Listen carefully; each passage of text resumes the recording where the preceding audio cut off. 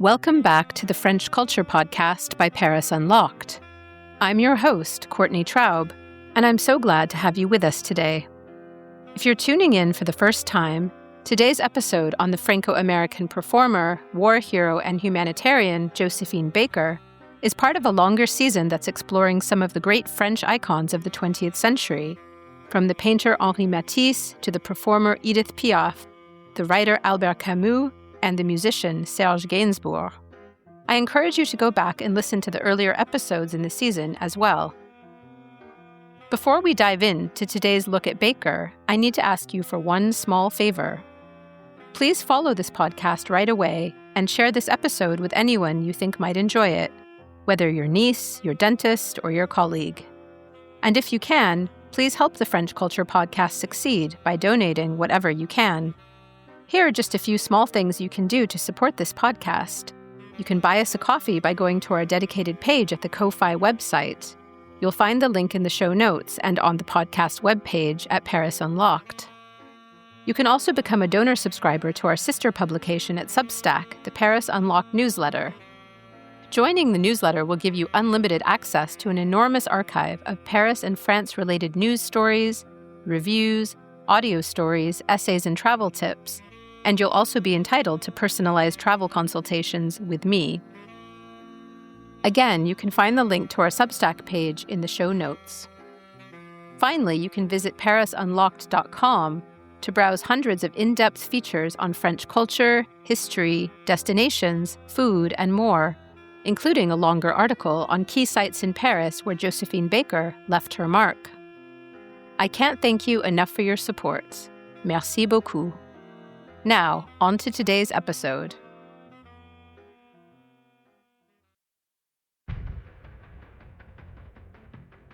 It's the spring of 1943, and World War II is raging. It's been almost 3 years since France was occupied by Germany in June 1940. Gestapo officers patrol Paris, swastikas are plastered around the capital and other cities, and cattle cars owned by France's National Rail Company have been grimly repurposed to send human beings to Nazi death camps in Eastern Europe. In the quiet spa town of Vichy in southern France, a collaborationist government led by the Marshal Pétain has obliterated the civil liberties afforded by the Third Republic. France had fallen to Nazi rule and ideology more quickly and more dramatically than anyone had ever thought possible. And as we discussed in our last episode, Edith Piaf Part 2, while it's often imagined that the resistance movement was a huge one, only a small minority of the French population actually risked their lives in hopes of defeating Hitler during World War II. Amid the fog of war, the internationally renowned dancer, singer, and film star Josephine Baker has signed on for a series of new performances. But she won't be appearing in shows at the Parisian music halls and theaters where she had risen to fame in the 1920s and 1930s. Those were the places where she'd first bowled over European audiences by importing her own charismatic take on the dance known as the Charleston, and by injecting a defiant, madcap sense of humor into her otherwise glamorous onstage persona. She will not be performing in a banana skirt, nor alongside a pet cheetah called Chiquita, two images we continue to stubbornly cling to when we think of Baker, despite the fact that they represent only a short moment in her long professional life. Instead, Josephine, an American-turned-French citizen, will be touring North Africa to put on shows for the forces of Free France, resistance fighters who had answered the call from the General Charles de Gaulle to fight Nazi occupation and what he considered to be an illegitimate government at Vichy. From London, and using the airwaves of the BBC, de Gaulle proclaimed a government in exile referred to as La France Libre, or Free France.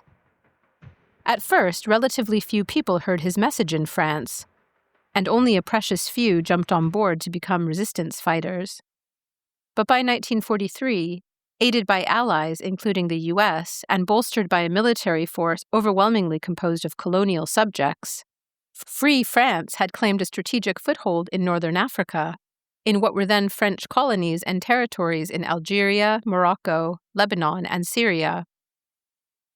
Enter Josephine Baker. As one of the most famous and most photographed women in the world, she isn't just here to entertain the troops and raise their morale. Baker is a full-fledged member of the Deuxième Bureau, the French military intelligence agency that threw its support to de Gaulle and his fight for free France.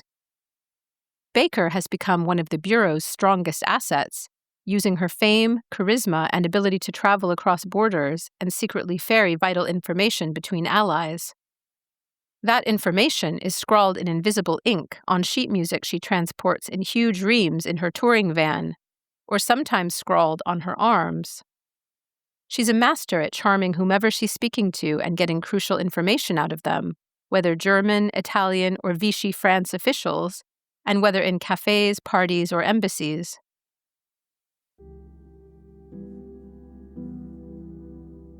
In other words, she's a very talented spy. Using her performer status as her only cloak and dagger, she's traveling around North Africa and Europe, doing whatever she can to help disseminate information that might win the war for the Allied forces. And she's determined to continue her espionage activities for her adopted country, whatever the cost. In fact, when she's first approached in 1939 by Jacques Abté, head of the French counterintelligence unit, to join as a freelance volunteer, she says something along these lines. "France made me what I am. I will be grateful forever. The people of Paris have given me everything. I am ready, Captain, to give them my life. You can use me as you wish." According to Damien Lewis, author of a book called The Flame of Resistance, Baker kept this promise throughout the war. Quote, "She was unbreakable and undaunted and unbending. Her absolute commitment to fight the Nazi threat, come what may, beggared belief." But the question is, what made Baker so unbreakable? What compelled her to take such life-threatening risks? And where did she acquire her spine of steel? How did a child who grew up in poverty in St. Louis, Missouri, fleeing the violent racism of Jim Crow America to become an international star in her adopted country, end up a decorated French war hero and civil rights activist with a utopian dream of a colorblind world? These are just a couple of the questions we'll be attempting to partly answer in this short episode. A few others I have are these. Why was Baker's move to France and her subsequent taking up of French citizenship so earth-shattering a change that she saw it as an almost literal rebirth? Why did she feel a need for Josephine Baker to become Josephine Baker, going so far as to add an accent aigu to her first name, and even reportedly asking Americans to pronounce it the French way when she was quote-unquote back home in the U.S.? Why are her performances from the 1920s and 1930s, ones soaked in racist and colonialist imagery that we can just about forgive today, but are beyond a little cringy and problematic, so stubbornly associated with Baker that popular culture has a hard time remembering the rest of her career? And a final question, why has Baker been so consistently idealized by fans and biographers? So much so that it's difficult to look past the constructed image of Josephine the quasi-saint, to instead get a glimpse of Josephine the complex, sometimes infuriatingly paradoxical human being. I want to avoid sanctifying Baker. She was someone who certainly made some questionable choices and showed evidence of some narcissistic tendencies, even as she also showed great care and warmth for both people and animals, and devoted much of her life to fighting for civil and human rights. I think it would do a disservice to her to continue imagining her in more than human terms. Stay with us as we try to chip away at some of these questions, and in so doing, I hope, let emerge a Josephine Baker who's at once more human and more remarkable for her complexity.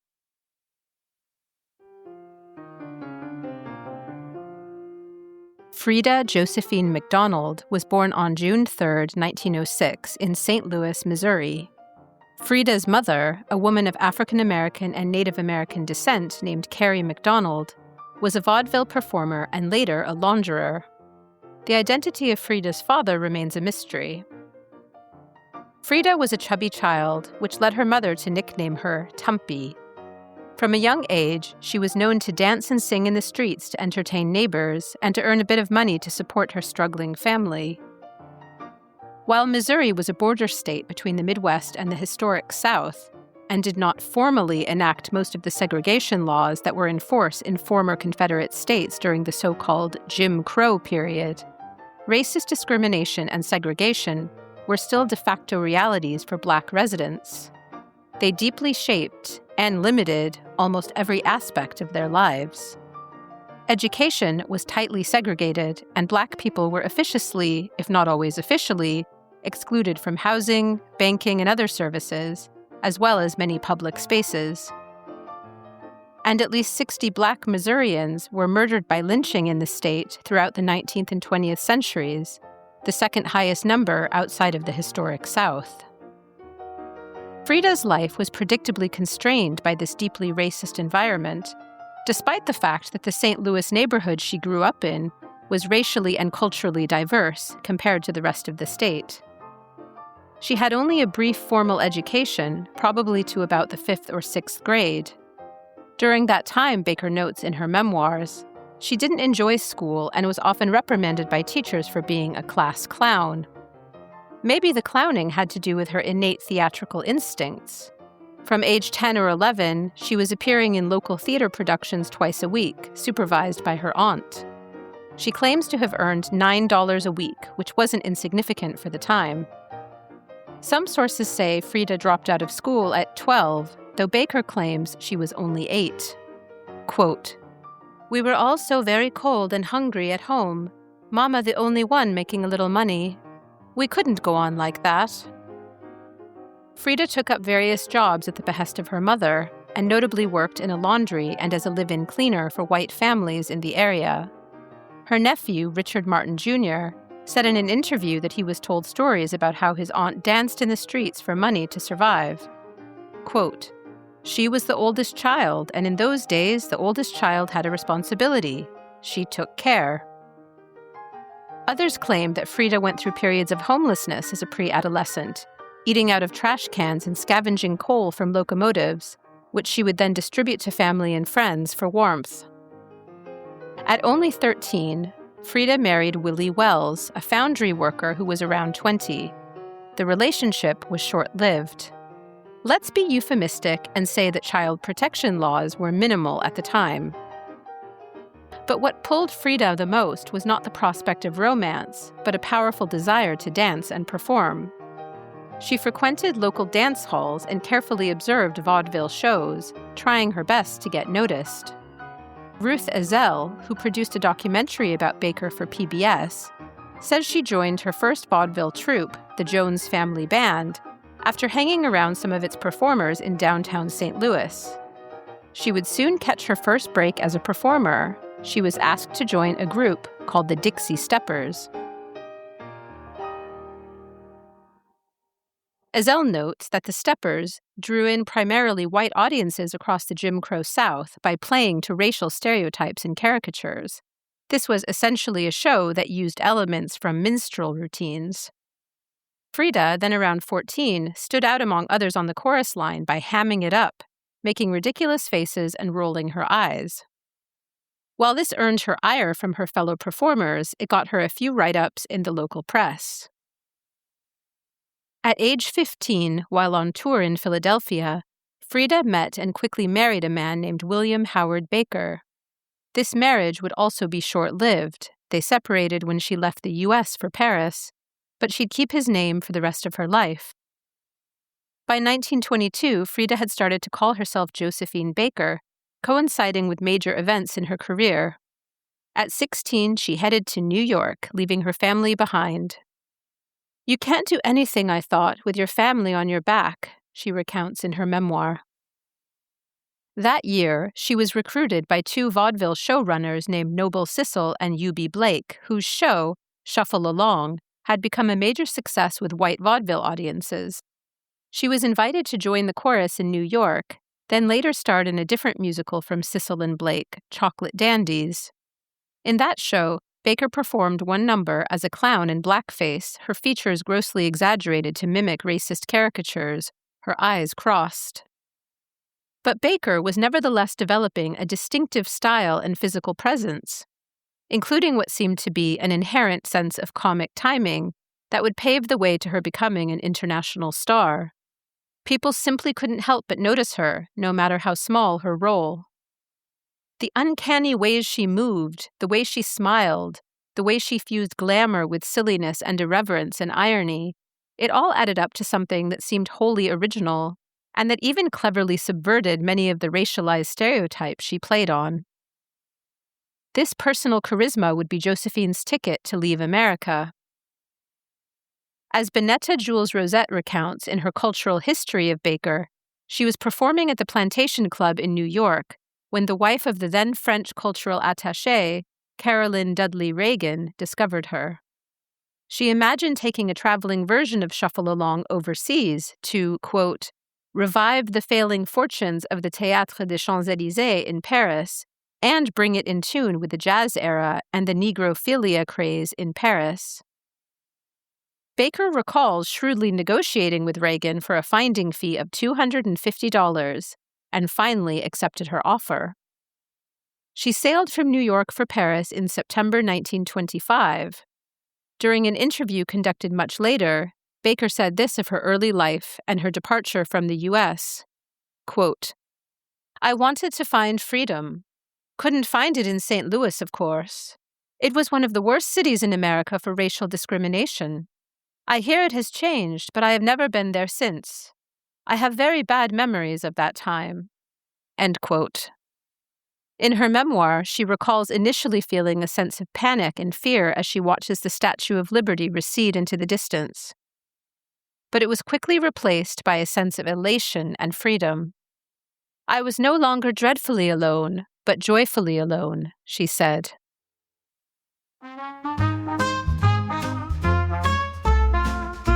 When Josephine Baker arrived in Paris, the city was in the midst of an artistic and cultural golden age, one that has perhaps never since been repeated.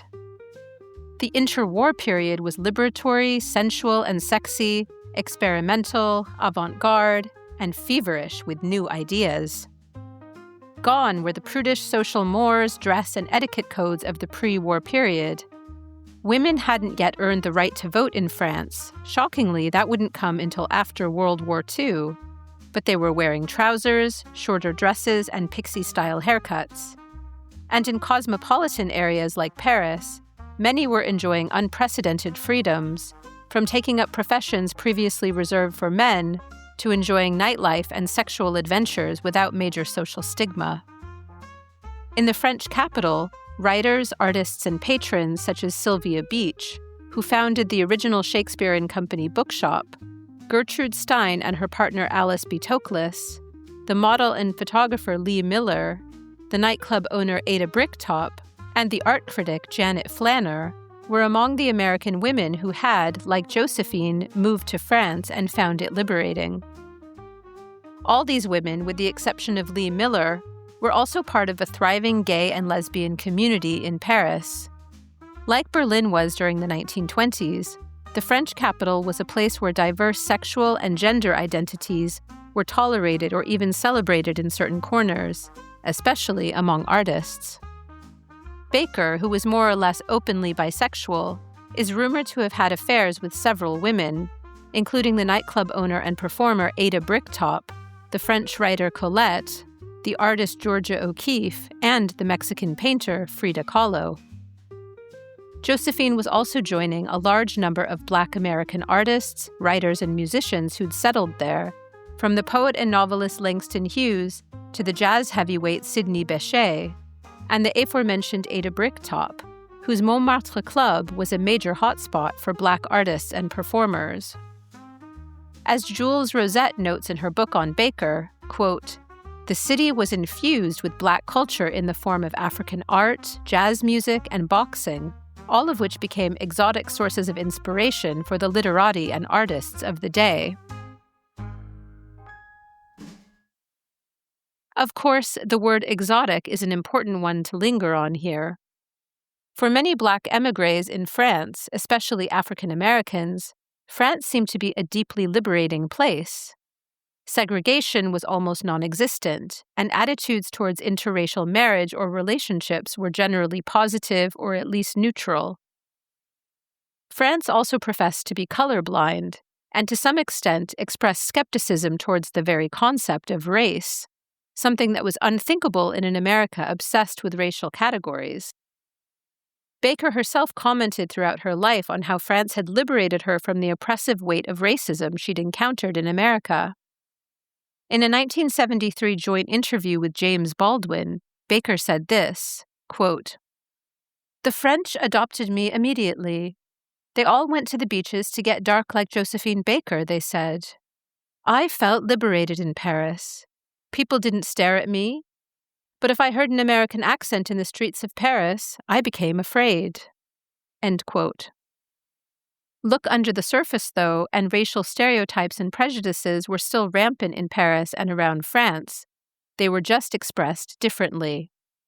As a major colonial power, France had a tendency to see its colonial subjects of color as exotic or sexually exciting, and very often described them as closer to nature than white metropolitan French people, or even as savages.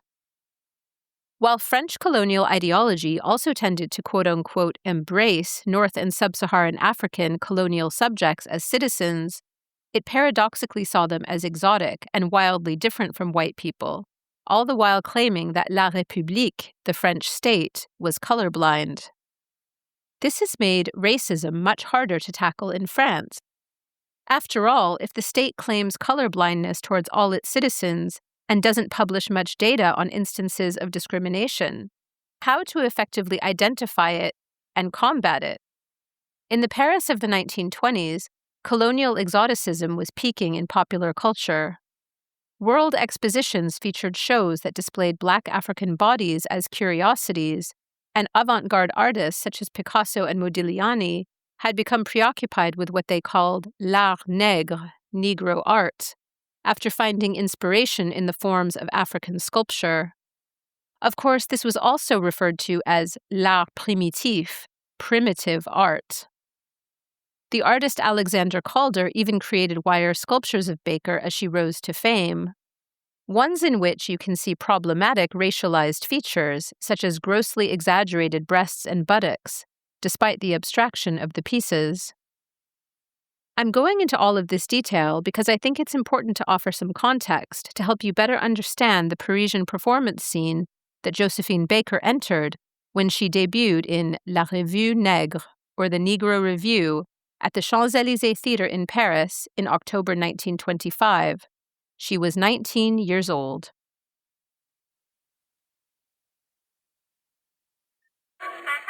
On opening night, artists including the poet Jean Cocteau and the painter Francis Picabia were in the audience, and Josephine stood out in her role as Fatou, based on a 19th century colonialist novel. Sidney Bechet played clarinet in the orchestra, whose jazzy tunes were also revelatory to Parisian audiences. As Jules Rosette notes, quote, "Although several other black vaudeville troupes had already toured Europe, La Revue Nègre was an unconditional smash hit during its 3-month run. In addition to introducing the Charleston to France, Josephine's central role in the so-called Danse de Sauvage, or Dance of the Savage, that closed out the show, earned her particular acclaim. The critic I mentioned earlier, Janet Flanner, was present for the debut show. This was her account of Baker's performance in La Revue Nègre, as told later in a 1972 piece for The New Yorker. Quote, "She made her entry entirely nude except for a pink flamingo feather between her limbs. She was being carried upside down and doing the splits on the shoulder of a black giant, Joe Alex. Mid-stage, he paused, and with his long fingers holding her basket-wise around the waist, swung her in a slow cartwheel to the stage floor where she stood. She was an unforgettable female ebony statue." Even this relatively recent account of Baker's performance drips with objectifying language, one that echoes stereotypes of black bodies being somehow more deeply sexual and physically noticeable than those of white people. The French critic André Levinson was more explicit in his review of the show, which was strewn with familiar racist tropes. Quote, "In the short pas de deux of the Savages, which came as the finale of the Revue Nègre, there was a wild splendor and magnificent animality. The plastic sense of a race of sculptors came to life, and the frenzy of African eros swept over the audience. It was no longer a grotesque dancing girl that stood before them, but the Black Venus that haunted Baudelaire." End quote. While La Revue Nègre only ran for 3 months, its impact on the Parisian art scene of the time was much more enduring. This was partly thanks to the French poster artist Paul Colin, who created a series of brightly colored lithographs that he titled Le Tumulte Noir, or The Black Tumult. The series visually represented the new Parisian fixation on Black American jazz and dance, and it also immortalized Baker in its pages, helping her to become a cultural icon. It was published in 1929, 4 years after La Revue Nègre had ended, and Baker herself wrote the preface. In the lithographs, Baker is depicted in a grass skirt and in the banana skirt that she'd wear in her next show at the Folies Bergère Cabaret. 1926 was perhaps the year that Baker achieved true stardom in France, and increasingly across Europe. She'd been photographed by Man Ray and other prominent photographers, and her image was spread around Paris so thoroughly as to become iconic. She befriended prominent writers and artists, from Stein to Hemingway and Picasso. And at the Folies Bergère that year, she debuted her famous banana skirt, which was supposedly dreamed up by Jean Cocteau and the Folies Bergère showrunner Jacques Charles, then sewn by Paul Colin, author of the lithographs. The particular way Josephine wore that skirt has been the subject of much debate. Some now see it as a clever, winking attempt on her part to reappropriate and reclaim racist stereotypes about people of color. But did audiences of the time grasp the potential irony? That seems much less clear to me. Images of a bare-breasted Baker dressed in the banana skirt were widely exported, made into dolls, and became nearly synonymous with the supposed exoticism and eroticism of blackness. So from a current standpoint, it's hard to look at stills from the performance and not cringe a little. Ezel, the producer of the aforementioned PBS documentary about Baker, says Baker felt constrained by the stereotypical routine she had to perform night after night at the Folies. At Chez Josephine, the club she opened in Pigalle in 1926, her performances were more glamorous and intimate. She also wore men's clothes as easily as she did skimpy showgirl attire, and when looking at images of her dressed in tuxedos and top hats, it's immediately clear what an influence she's had on successors like Janelle Monáe, who similarly played with gender. Baker opened her aforementioned club, Chez Josephine, with the backing of her agent and soon-to-be fiancé, Giuseppe Abatino. Abatino, who went by the name Pepito, was a Sicily-born Parisian producer who was probably Baker's greatest advocate during this crucial period of her career. He opened countless doors for Baker, lining up a European tour, getting her face on printed advertisements, and encouraging her to take ballet and French lessons. He also encouraged her to take on film roles. Sadly, in this short hour, I won't have a lot of time to devote to Baker's film career, which is a shame, because as with Edith Piaf, as we saw in the last episode, this is an aspect of Baker's artistry that's been given minimal attention and deserves more. Josephine debuted on the big screen in 1927 in a silent film called Siren of the Tropics. Directed by Mario Naples and Henri Etiévant, it takes place in the West Indies and revolves around a young woman named Papitou, played by Baker, who falls in love with a French man. As Jules Rosette notes, this was during a time when African-American actors back in the U.S. were, quote, mostly accustomed to portraying maids and butlers. Abatino co-wrote 2 subsequent films starring Baker. The first, Zuzu, was Josephine's first appearance in a talkie, and for most counts, the first time a black woman had played a starring role in a film. It was released in 1934 and directed by Marc Allégret, and once again plays on the theme of taboo love. Baker is Zuzu, a young girl adopted into a family of circus performers. She's black, they're white.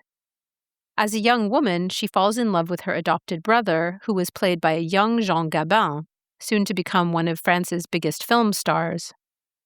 This film would effectively launch his career and was also a good vehicle for showing off Baker's singing voice alongside her dancing and acting talent.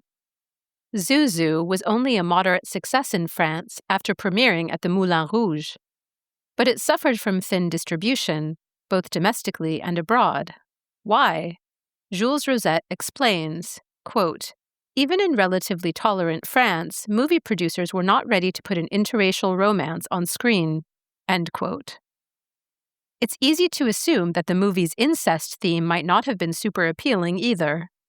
In any case, you can watch clips from the film on YouTube, including one that I'm including in the show notes and that features Baker dancing, hypnotically doubled by her own silhouette.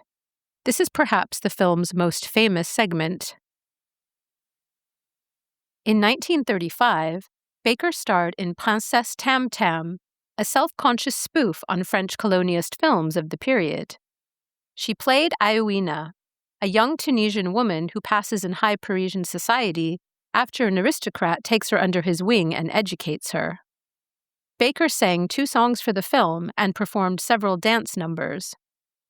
While Abatino is credited with writing the film, Jules Rosette says Baker had significant input into the screenplay and into how certain scenes were performed, making her, quote, one of the first African American women to have control over her own filming.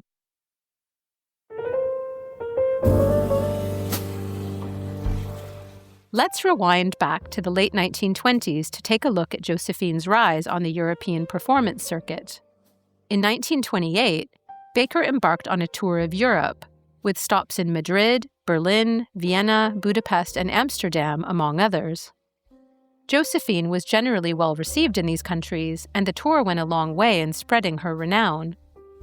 But ahead of her performance in Vienna, as Baker notes in her memoirs, officials warned that she was a demonic and decadent force, and Baker even claims church bells were ringing in the city in warning when she arrived. "It wasn't a dancer the city was expecting," she said in her memoirs, "but a demon, a black demon." According to Hannah Diamond, author of the excellent book Josephine Baker's Secret War, this was largely the work of early Nazism in Austria and Germany. She even notes that in late 1920s Munich, a Nazi stronghold, her shows were banned outright. This was despite her debuting in Berlin in 1926 to enthusiastic audiences. Lest you think racist broadsides against Baker were primarily the mental vomit of Nazis, they weren't actually that uncommon during the period. Back in Paris for a stretch in 1928, Josephine performed several shows. Miss Priscilla, a Franco-British columnist for Tatler magazine whose real name was Meg Villers, wrote a particularly nasty 1928 column describing one of the shows. Just a warning here, the quote I'm about to read is full of deeply racist language and imagery. "The engouement of the public for her hideous grimaces, her oiled, licorice-colored scalp, and her eternal Charleston has always been utterly incomprehensible to me. It was with a sigh of relief that I saw a brilliant audience realize the other evening the falsity of its erstwhile dusky goddess. Of course, the French have not the instinctive horror of color that is inherent to the Anglo-Saxon races. Therefore, so long as the lady confined her activities to the stage of the Folies Bergère and the night cabarets of Montmartre, Parisians smiled blandly at her simian antics and treated her as one would treat the spoiled marmoset for which one is a little sorry, because it looks so near human, and one fears that it must be so cold and so sad in our grey climes." End quote. It makes me slightly nauseated to repeat these revolting words, but I thought it was important to stress that Europe of the late 1920s and 1930s was hardly a refuge from racist ideas and ideologies. People of color, even celebrities like Baker, were still routinely characterized as less than human. And of course, the rise of Nazism during the period shows how such dehumanizing rhetoric could and would lead to atrocities, culminating in the murder of millions of people. Unfortunately, we'll have to skip over most of the 1930s to ensure we have enough time to return to Baker's remarkable involvement in the French resistance movement, one that was greatly motivated by her desire to defeat Nazism and racist ideology more generally. By the late 1930s, Baker was a household name in France, having performed in several Parisian cabarets and starred in several films. Her shows at the Casino de Paris in the early 30s were legendary, not least due to her pet cheetah, Chiquita, who would reportedly terrify the orchestra by roaming around under the stage. It was also at the casino that she first performed her famous song J'ai deux amours, and it became a symbol for Baker's dual status as an American-turned-Parisian. In it, she famously declared, "I have two loves, my country and Paris." She also starred in Offenbach's operetta La Créole, a performance she repeated many times in the years that followed, including during the war as a clever cover for her spying activities. Baker's professed love for her birth country was tested when she made a failed attempt to launch a career on Broadway in the mid-1930s and found that even in New York, Jim Crow-style racism was endemic. She returned to Paris in 1936, and her partner and agent Pepito Abatino died of cancer that same year, devastating Josephine. The next year, she married Jean Lyon, a sugar broker, and through the marriage, she finally fulfilled her dream of gaining French nationality. She converted to Judaism, at least temporarily, and even though she divorced Lyon only 3 years later, she remained close to his family, and in her memoirs frequently referenced Lyon and his mother as important figures in her life. She'd also helped them to escape France during World War II. Baker signed on for another run at the Folies Bergère in 1936, but this time she had far more say over the content and her own image. As an established star, Baker would perform on her own terms, dressing in glamorous, high-fashion costumes that left behind the racialized colonialist fantasies and tropes of La Revue Nègre. And in 1939, as France entered what was being referred to as a phony war with Germany, since no actual fighting had yet occurred, Baker starred in a revue at the Casino de Paris with Maurice Chevalier and donated the proceeds to charities including the Red Cross. They also performed for troops stationed at the Maginot Line, with Baker, a trained pilot, reportedly flying there herself.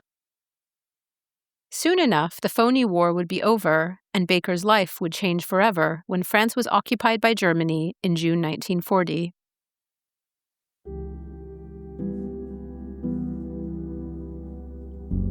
It was a year earlier that she joined counter-espionage efforts for so-called Free France, as we discussed in the introduction.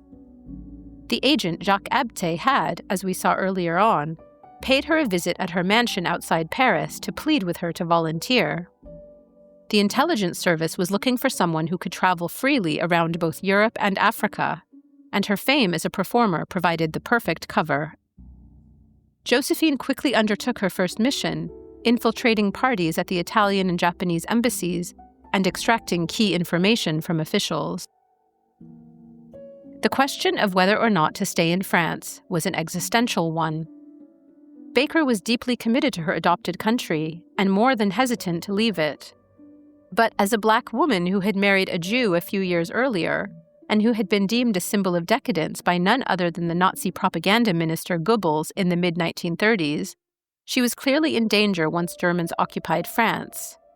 In June 1940, as German troops advanced on Paris, she fled the city for a rented chateau in the Dordogne, in southern France.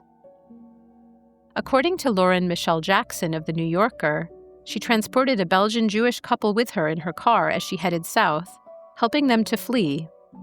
Other sources claim there were several refugees crammed in the car with her. Once settled at the Château de Milande, a 15th-century castle which became a headquarters for resistance fighters and underground Deuxième Bureau members, she was badly shaken up by a visit from Nazi officials sometime in 1940. Jackson notes that Baker, quote, struck her pose of the lady of the house, hotly impatient with the German intrusion, especially once a search warrant appeared, end quote. The officers found nothing there, despite the fact that key documents and weapons were in fact hidden inside. They didn't call Baker's bluff. She handled it all like the instinctive pro she was.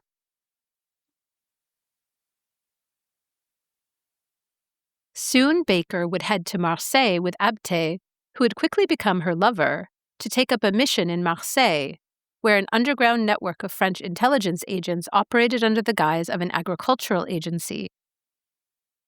Their job was to ferry information about enemy military activities, including details on Nazi air bases operating in France, to unoccupied zones so allies in Britain could use the intel to their advantage.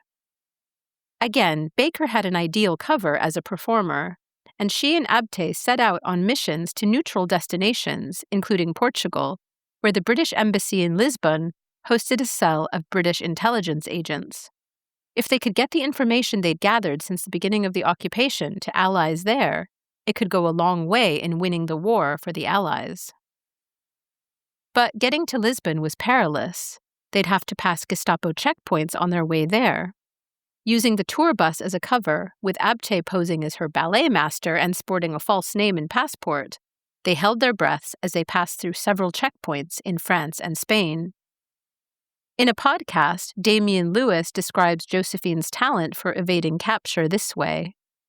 Quote, "At every checkpoint, Josephine breezes off the train, beautiful with her furs and her jewelry, and commanding attention on all sides. And it's that star quality and that poise that she has, knowing what the stakes are, knowing what will happen to her if she's caught, because obviously she'd be executed." Lewis goes on to explain that Nazis would execute spies by beheading them face forward, making them look directly at the guillotine as it came down. I cite this horrifying detail because I think it really drives home the sort of risk Baker was willing to take to fight fascism. In any case, Josephine and Abte did make it to Lisbon, where they hand-delivered around 40 crucial intelligence files to the British Embassy. Back in Marseille, Josephine once again took up a starring role in Offenbach's La Créole in Marseille in the winter of 1940, despite having vowed never to sing in France while Nazis were in power. But you can easily see her choice to perform in this particular show as an affront to Nazism, since it's set in the Caribbean and centers around an interracial love story. After carrying out several important espionage missions in France, and apparently never losing her belief that the Allies would eventually prevail, Baker was eventually forced to leave France altogether, since there were no longer any safe havens in the country. Alongside her menagerie of companion animals, including a monkey and pet mice, Baker fled to Casablanca. The Moroccan city became a new base for their activities in a region that would soon gather thousands of troops for what de Gaulle had called Free France. It would also become a place for allies in the war to operate in cooperation with Free France. Baker's years fighting the war in North Africa are fascinating to read about, but unfortunately it would require an entire episode to go into them in any great detail. If you're interested in the period, I recommend the books by Hannah Diamond and Damian Lewis, which are both riveting accounts of Baker's World War II efforts. While she was living in North Africa, according to several biographers, she canoodled with Moroccan royals, survived a plane crash at sea, became seriously ill with an abdominal abscess and other ailments after suffering from one or more miscarriages, and was bedridden for much of 1941 and 1942. Her condition was so fragile that at one point she was reported dead by the European press. In her memoir, Baker recalls that while her sick room in Casablanca had become a base for intelligence officials fighting for Free France, she was too weak to act. "It made me furious." Other gossip swirled in relation to her relationship to one of Morocco's high-ranking officials, El Glaoui. Some conjectured that he had gotten her pregnant, and that his wives poisoned her soup out of jealousy. Despite the rumor mill that swirled around her, Baker forged many close alliances during her time in North Africa, and sometime in 1942, she was strong enough to enter the fray again. She carried out several more intelligence missions as she toured Europe and North Africa as a performer, pinning crucial info inside her bra or in invisible ink on her body. She was more than heartened by the entry of the U.S. into World War II that same year, and was convinced it would mean an Allied victory. Baker performed repeatedly for troops of Free France, a majority of which were people of color from France's then colonies. She also did shows for audiences composed of unsegregated American troops, and according to Jackson of The New Yorker, quote, She had promised the Black American GIs she encountered on the African front that a war on segregation would follow the war on fascism.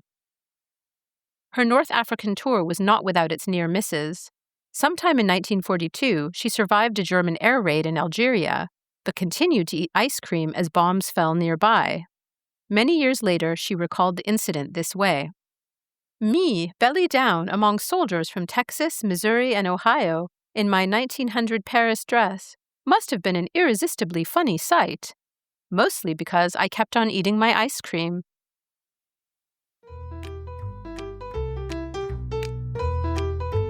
In 1945, after the war ended, Baker was awarded the Croix de Guerre, or the War Cross, and the Resistance Medal by the French military for her efforts during the war.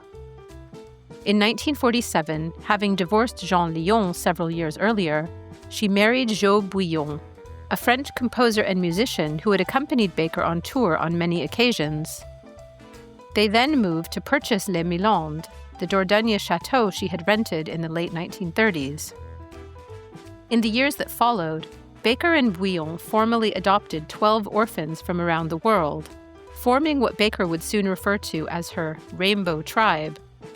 All the kids, born in Colombia, Algeria, Japan, Israel, Korea, and elsewhere, gained French citizenship through the adoptions, and all carried Bouillon's name. But Baker's motivations were far more complex than simply establishing a family. Jules Rosette notes that, quote, "In certain respects, the Rainbow Tribe was not a family at all, but a social and quasi-religious utopian movement in which the concept of the primal family was used as a metaphor." End quote. Jean-Claude Baker, who Josephine called her 13th adopted child, even though she never had formally adopted him, noted in a recent and particularly critical biography on Baker that there was something exploitative about the way she made public displays of her children at Les Milandes, even charging a public fee for visitors to view them through a window. She also created museum-like displays depicting the Rainbow Tribe at Les Milandes, ones that, I would argue, Disneyfied her family in more than problematic ways. I've only read excerpts from Jean-Claude Baker's biography entitled Josephine, the Hungry Heart, but I do list it in the show notes. And from what I can tell, it's one of the only biographies to not paint Baker in a quasi-saintly light. It might lean too far in the other direction, since its author clearly holds highly ambivalent feelings towards his adopted mother. But it seems in some ways a necessary corrective. While there was clearly an ethically questionable side to the way Baker carried out her utopian dream of a post-racial world, Jules Rosette notes that she held a sincere belief in the concept of universal brotherhood and thought racism would soon be sent to the dustbin of human history. Her dream of transforming Les Milandes into a college of universal brotherhood followed from this deeply held ideal. Baker's trips to the U.S. in the years after the war didn't exactly confirm her theory that universal brotherhood was on the horizon, however. During the 1940s and 1950s, Baker was shocked to find that even in supposedly progressive New York, she's repeatedly refused hotel rooms despite her prominence as a public figure, and it's clearly because she's Black. In 1951, she gets on the bad side of a journalist named Walter Winchell when she accuses him of failing to defend her from discrimination at the Stork Club in New York City, where she was apparently never served her dinner. Winchell had in fact already left when the incident happened, so he likely had no knowledge of any such discrimination. But he's furious at the accusation. To take vengeance on Baker, he begins speculating that she's a communist, and even writes to then FBI head J. Edgar Hoover, asking him to investigate Baker's potential ties to the Soviet Union. Hoover, can we check this, please? Later, in the 1960s, Baker remains on the radar of the FBI as an associate of Martin Luther King and various civil rights organizations. In August 1963, Baker was invited to deliver a speech to some 250,000 people during the March on Washington, led by Dr. King and the biggest civil rights demonstration to date in the U.S. Along with the civil rights hero Rosa Parks, She was one of only a couple of women to speak more than a word or two into the microphone that day. She spoke for just over 2 minutes, right before King himself took the podium. This is an excerpt from her speech. A link to the full text can be found in the show notes. I'm glad that in my homeland where I was born and love and respect, I'm glad to see this day come to pass. This day, because you are on the eve of complete victory. And tomorrow, time will do the rest. I want you to know also how proud I am to be here today. And after so many long years of struggle, fighting here and elsewhere for your rights, our rights, the rights of humanity, the rights of man, I'm glad that you have accepted me to come. I didn't ask you, I didn't have to. I just came because it was my duty. And I'm going to say again, you are on the eve of complete victory. Continue on. You can't go wrong. The world is behind you. Soon after the march, Baker wrote to King, saying she was happy to have joined so many others fighting for civil rights. I repeat that you are really a great, great leader, and if you need me, I will always be at your disposition, because we have come a long way, but still have a way to go, she wrote. King replied to her letter a few months later, notably telling her, "Your genuine goodwill, your deep humanitarian concern, and your unswerving devotion to the cause of freedom and human dignity will remain an inspiration to generations yet unborn."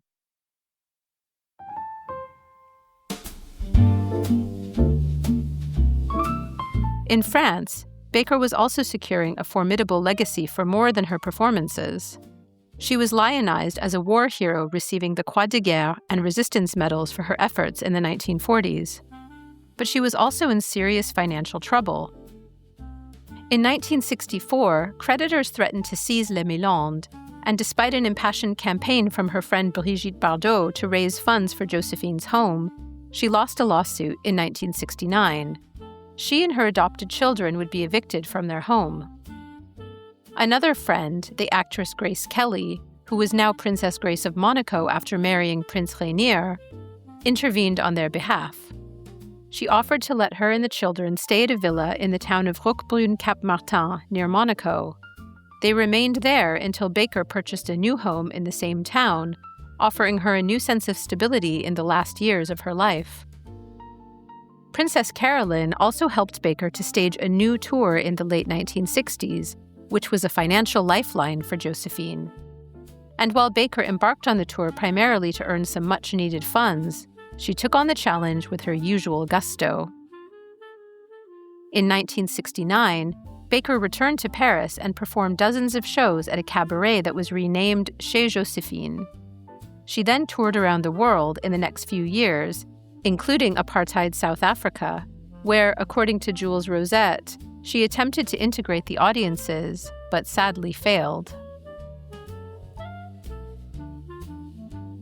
In the early 1970s, Baker had finally won the respect and renown that had always eluded her in the U.S., performing at Carnegie Hall in 1973.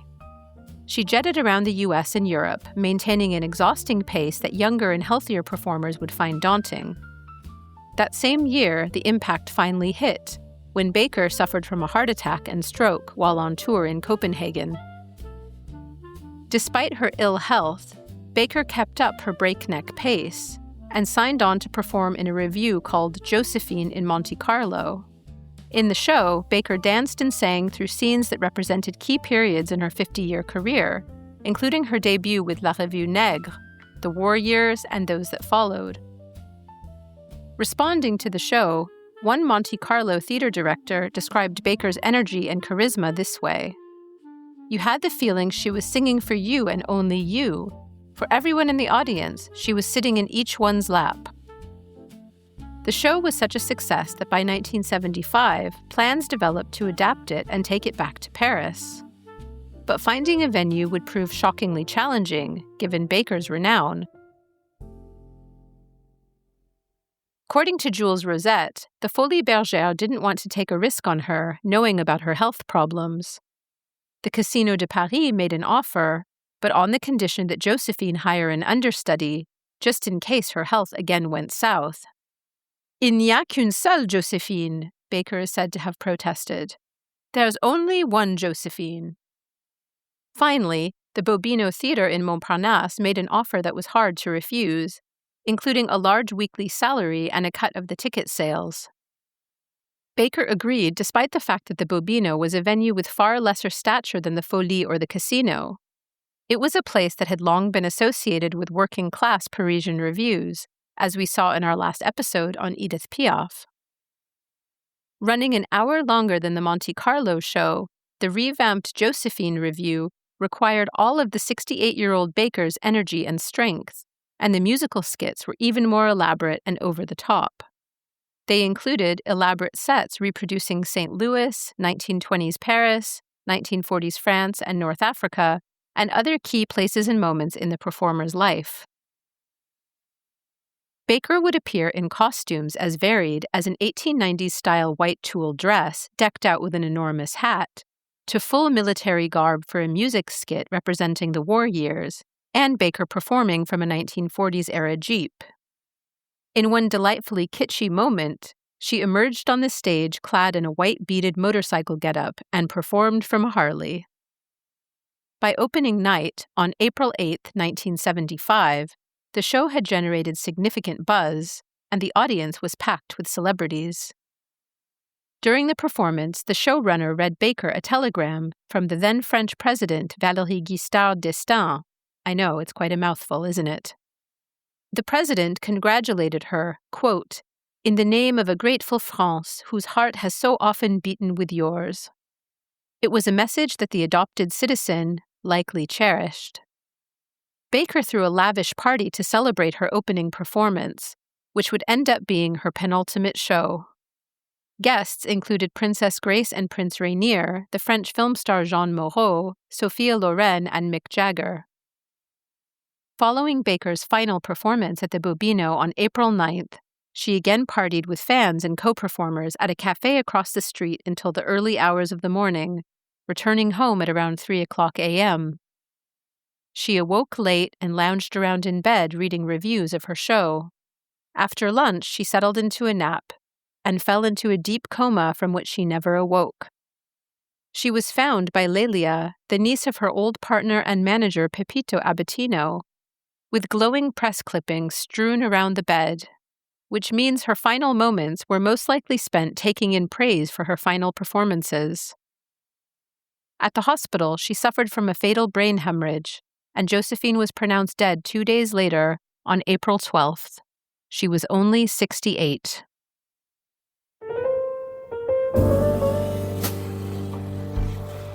Her funeral was held at the Église de la Madeleine, a neoclassical church in central Paris that's not very far from the theaters and dance halls where she debuted decades earlier. More than 20,000 fans and curious onlookers crowded in front of the steps of the church and the surrounding streets. And at the Bobino, her name remained in lights for a time after her death. The theater and the Montparnasse that partly nourished Baker's career would take its part in mourning her. Because she was a decorated French war hero, Baker was given a full military funeral that included a 21-gun salute and a display of 24 flags. Jules Rosette notes that, quote, "the event was also a spectacular popular celebration for a media icon, just as Edith Piaf's funeral had been, and as we touched on in the last episode." Josephine Baker wasn't laid to rest in Paris, but in Monaco, where Princess Grace had organized a separate private funeral ceremony attended only by close family and friends, including Joe Bouillon and their 12 adopted children. In the years after her death, Baker was practically sanctified, especially in France. Starting in the 2000s, city squares were named after her in Paris and later in Monaco. And in August 2021, French President Emmanuel Macron announced that Baker would join the few distinguished French citizens to be honored at the Panthéon in Paris, a mausoleum dedicated to the grands hommes, great men, of the nation. While her remains stayed in Monaco, the state inaugurated a memorial in Baker's name at the Panthéon, following her election to the mausoleum by French President Macron. She was the first Black woman to join the mostly white boys' club at the Panthéon, and only the sixth woman alongside Marie Curie, the politician and feminist Simone Weil, and a handful of others. While I have little doubt that this state-sponsored adulation for Baker is sincere, I also suspect that France has been eager to show Baker off as a symbol of its supposed colorblindness and enlightened universalism. In other words, they've perhaps used Baker as a hedge, allowing them to implicitly refute legitimate charges of continued racism and discrimination in France. As the journalist Rokhaya Diallo put it, quote, "At a time when immigration is at the heart of so many political tensions, and as French people of color still face discrimination, it will take more than Baker's elevation to show the Republic has changed." End quote. Over half a century has passed since Baker's final performance at the Bobino, yet her influence continues to reverberate through popular culture, especially in the America Baker left behind. Grace Jones, Beyoncé, Madonna, and Janelle Monáe are all examples of performers who are clearly indebted to Josephine, and some have directly credited her as a predecessor. Monáe, who is slated to play Baker in a TV series called De la Résistance, that explores Baker's wartime years and espionage activities, referred to her in an interview as, quote, "the original free-ass motherfucker." Finally, some are now advocating for Baker's U.S. citizenship to be restored, since she was forced to renounce it under old laws from both countries that denied women double citizenship. In an editorial at The Hill, William Jordan writes that, quote, "For this long-deceased victim of racism, McCarthyism, and the prevalent sexism of U.S. nationality law, it is time that the U.S. grant her a measure of justice she was always denied in the country she did not abandon, but which largely abandoned her."